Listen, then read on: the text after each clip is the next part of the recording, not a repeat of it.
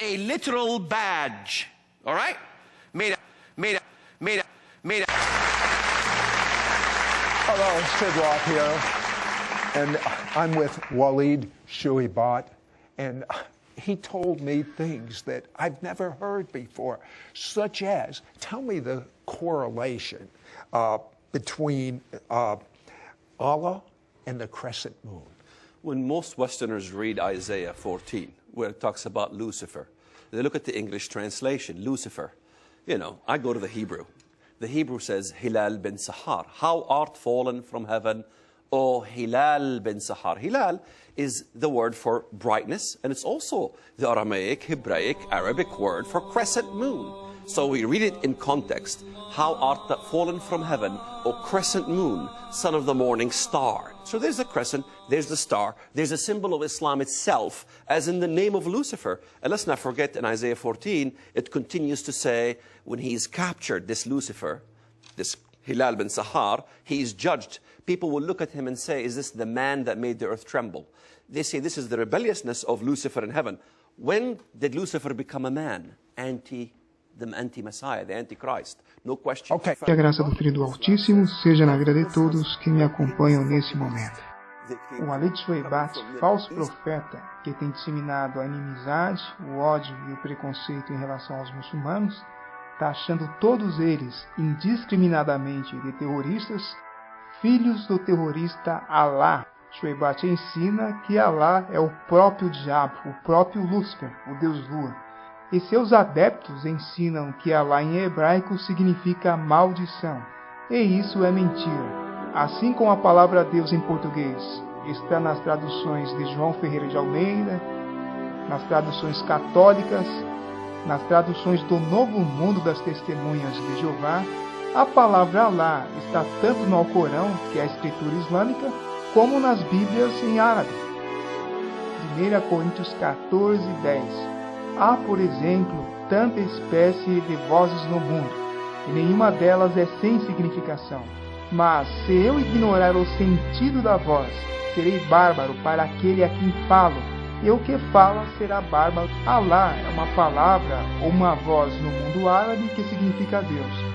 Se você ignorar isso e afirmar que Allah significa diabo em hebraico para um cristão de língua árabe, por causa da tua ignorância, você será um bárbaro para ele e ele será um bárbaro para você. No Pentecostes, quando o Espírito Santo foi derramado, os discípulos falaram as línguas das nações representadas em Jerusalém naquele dia. E uma daquelas línguas era o árabe. E as grandezas de Deus foram faladas em árabe para judeus que moravam fora de Israel, que tinham o árabe como língua materna. E aquele evento ocorreu 10 dias após a ascensão do Messias. O Islã, como religião, só surgiu no 7º século depois do Messias. Muito antes do Islã surgir, Allah já era um termo usado pelos cristãos de língua árabe e continua sendo usado até hoje. Já pegamos o pastor Davi Botelho em vários lugares, da Expo Cristã, né? Em vários eventos, mas não aqui em Monte Verde, aqui em Minas Gerais, na base da Horizontes. Estamos aqui com ele, vamos falar um pouquinho mais sobre essa coisa tão preciosa que é Missões. Pastor, seja bem-vindo à TV Missões. Salam aleikum. Malek salam. Eu estou cumprimentando você com a paz do Senhor na língua árabe. E você me disse, a paz de Deus seja de volta contigo. Mas se vocês quiserem aprender uma forma muito mais contextual, dizer a graça, a paz e a misericórdia de Deus seja contigo, vocês poderiam dizer Aleikum salam wa rahmatullahi wa barakatuh. Aleikum salam wa rahmatullahi wa barakatuh. Aleikum salam wa rahmatullahi wa barakatuh. Fácil, né? Esse é o Davi Botelho da Missão Horizontes, e onde ele vai dar entrevistas, ele vai com roupas típicas das nações por onde ele já passou como missionário. E eu ouvi uma entrevista do filho dele numa rádio, e o filho dele fala o árabe tão bem que parece um nativo falando.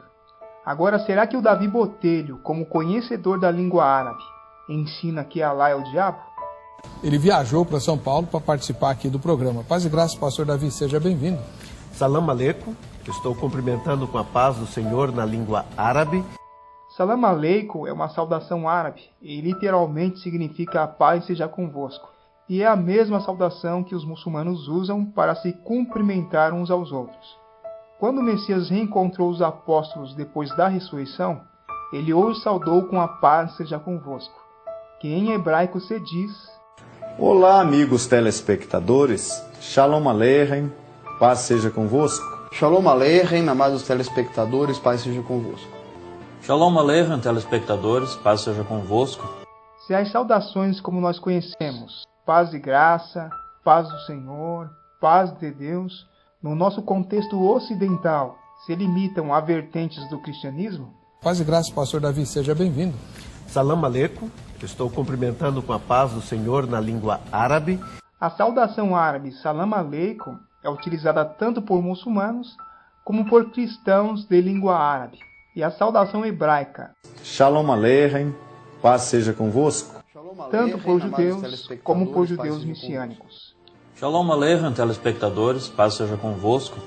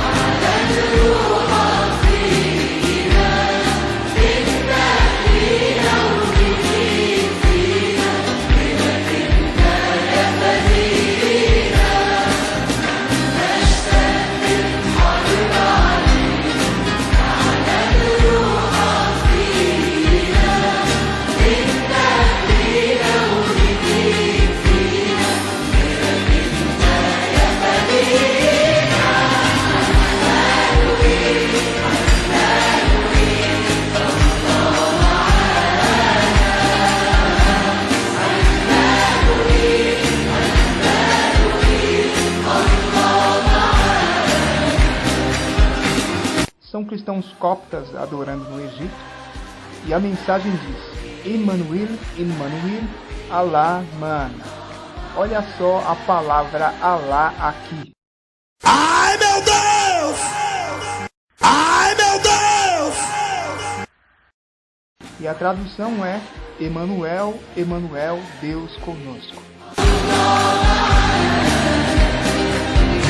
E esse título foi aplicado ao Messias. E nesse contexto, o Messias é Allah conosco. Se em toda a língua deve se confessar que Jesus Cristo é o Senhor para a glória de Deus Pai, será que a língua árabe tem que ser excluída? Independente da vertente do cristianismo que eles representam, o Egito é um Estado islâmico. 85% da população é muçulmana. E sabe por que eles têm liberdade para adorar no Estado Islâmico? Porque isso que a mídia ocidental fala do Estado Islâmico não tem nada a ver com o verdadeiro Estado Islâmico. A Sharia, que é a constituição que vigora em países islâmicos, garante a liberdade de culto e não impõe o Islã como religião a ninguém. Quem fica divulgando a Sharia como a constituição que se tornará universal e imporá o Islã como religião pela força e pela violência ao mundo inteiro, nunca leu a Sharia. E está fazendo parte de uma conspiração diabólica. Vai ler a Sharia antes de falar abobrinha na internet. Existem cerca de 15 a 20 milhões de cristãos no Oriente Médio. Quando você ouvir noticiários de cristãos perseguidos em países muçulmanos, na maioria dos casos, a perseguição é promovida não pelo Estado, não pelo governo, como acontece na Coreia do Norte, por exemplo. Na Coreia do Norte, onde há um regime comunista, o Estado comunista norte-coreano persegue e mata os cristãos. Em países muçulmanos, além da Sharia garantir a liberdade de culto, existem acordos internacionais, e se um cristão for preso pelo fato dele ser cristão, a comunidade internacional vai protestar. Quem não se lembra do caso do pastor Youssef Nadarkhani, que ficou preso por 3 anos no Irã por evangelizar muçulmanos? E o governo iraniano queria condenar ele com a pena de morte. E houve uma mobilização mundial e o pastor Nadarkhani foi absorvido pelo governo iraniano. E no Irã, como nos outros países muçulmanos, existem cristãos. Se um cristão viver numa nação em que o governo for sunita, ele vai ter dificuldades com o governo. Mas a perseguição mesmo é promovida por civis religiosos intolerantes que, em nome do fanatismo religioso, praticam atos criminosos. E é a obrigação do governo, do verdadeiro Estado Islâmico, pela Sharia, punir esses intolerantes e garantir a proteção dos não-muçulmanos no Estado Islâmico. E o ISIS é uma farsa. Esse falso Estado Islâmico não é nem um Estado e nem islâmico. E não só cristãos, mas milhares de muçulmanos foram mortos e estão sendo mortos pelo ISIS até hoje. O ISIS foi criado e é armado e financiado pela elite global do Ocidente para roubar o petróleo dos árabes, desestabilizar e destruir a soberania das nações do Oriente Médio. E não representa o verdadeiro Estado Islâmico e nem a comunidade muçulmana. E todos que promovem as mentiras de Shoebat são tão mentirosos quanto ele. Continues to say, when he's captured this Lucifer,